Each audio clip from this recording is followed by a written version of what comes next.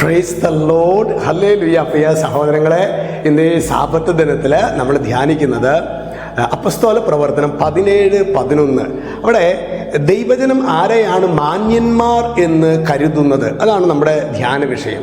വചനം പറയാണ്, ബെറോവായിലെ യഹൂദർ തെസ്സലോനിക്കായിലുള്ളവരെക്കാൾ മാന്യന്മാരായിരുന്നു. കാരണം വചനം അങ്ങനെ പറയാൻ കാരണം എന്താണ്? ബെറോവായിലെ ജനങ്ങൾ കുറെ കൂടി മാന്യന്മാരായിരുന്നു, തെസ്സലോനിക്കയിലെ ജനങ്ങളെക്കാൾ മാന്യന്മാരായിരുന്നു എന്ന് പറയാൻ കാരണം എന്താ?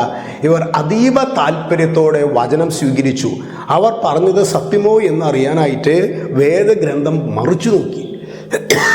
അതായത് ദൈവവചനത്തോട് അടങ്ങാനാവാത്തൊരു ദാഹം ബെറോവായിലെ ജനങ്ങൾ കാട്ടിയിരുന്നതിനാൽ തന്നെ അവർ കുറെ കൂടി മാന്യന്മാരായി ദൈവവചനം പരിഗണിക്കുന്നു നമ്മുടെ ജീവിതത്തിൽ. അതുകൊണ്ടല്ലേ ജെറോം പുണ്യാളൊക്കെ പറയുന്നില്ലേ, വിശുദ്ധ ഗ്രന്ഥത്തോടുള്ള അജ്ഞത ക്രിസ്തുവിനോടുള്ള അജ്ഞതയാണെന്നൊക്കെ പറയുമ്പോൾ, പ്രിയ സഹോദരങ്ങൾ, ഇതുമായിട്ട് നമ്മുടെ ജീവിതത്തെ ഒന്ന് വ്യാഖ്യാനിക്കാനായിട്ട് പരിശ്രമിക്കുന്നത് നല്ലതാണ്.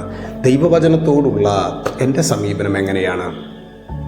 എൻ്റെ കുടുംബ പ്രാർത്ഥനയിൽ എന്തൊക്കെയോ വായിക്കുന്നു എന്നല്ലാതെ, അല്ലെങ്കിൽ കുർബാനയ്ക്ക് പോകുന്നവരാണെങ്കിൽ ജസ്റ്റ് അച്ഛനും ശുശ്രൂഷയും എന്തൊക്കെയോ ഒരു സുവിശേഷവും ഒരു ലേഖനമൊക്കെ ആയിട്ട് എന്തൊക്കെയോ വായിക്കുന്നു. അതിൻ്റെ അപ്പുറത്ത് ദൈവവചനവുമായിട്ട് എനിക്കൊരു ബന്ധമില്ല എങ്കിൽ, പ്രിയ സഹോദരങ്ങളെ, പക്ഷെ ദൈവവചനം നാളെ എൻ്റെ വിധിനാളിൽ പറയും, എൻ്റെ മോനെ, എൻ്റെ മകൾക്ക് ഈ വചനത്തോടൊരു താല്പര്യം ഉണ്ടായിരുന്നില്ല. അതുകൊണ്ട് പ്രിയ സഹോദരങ്ങൾ, ഇന്ന് സാബത്ത് ദിനത്തിൽ നമ്മൾ തീരുമാനം എടുക്കണം.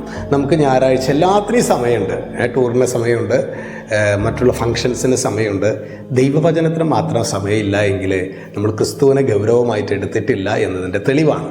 അതുകൊണ്ട് ഇന്ന് തന്നെ ഒരു അരമണിക്കൂർ സമയമെങ്കിലും നമ്മുടെ വിശുദ്ധ ഗ്രന്ഥം പ്രാർത്ഥനാപൂർവം ധ്യാനാത്മകമായി വായിക്കാനായിട്ടുള്ള കൃപ ഈശോ നമുക്ക് ഓരോരുത്തർക്കും നൽകട്ടെ എന്ന് പ്രാർത്ഥിക്കുന്നു.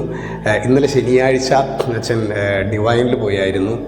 അവിടെ വേറെ ഒന്നും വലിയ അറിവൊന്നുമില്ല, പക്ഷേ ദൈവവചനം തങ്ങളുടെ ജീവിതങ്ങളെ എങ്ങനെ പ്രതികൂലങ്ങളിലും വഴി നടത്തുന്നു, ആനന്ദത്തോടെ വഴി നടത്തുന്നു എന്ന അനുഭവങ്ങൾ പങ്കുവെച്ച് ഒരുപാട് പേരെ കാണാനായിട്ടിടയായി.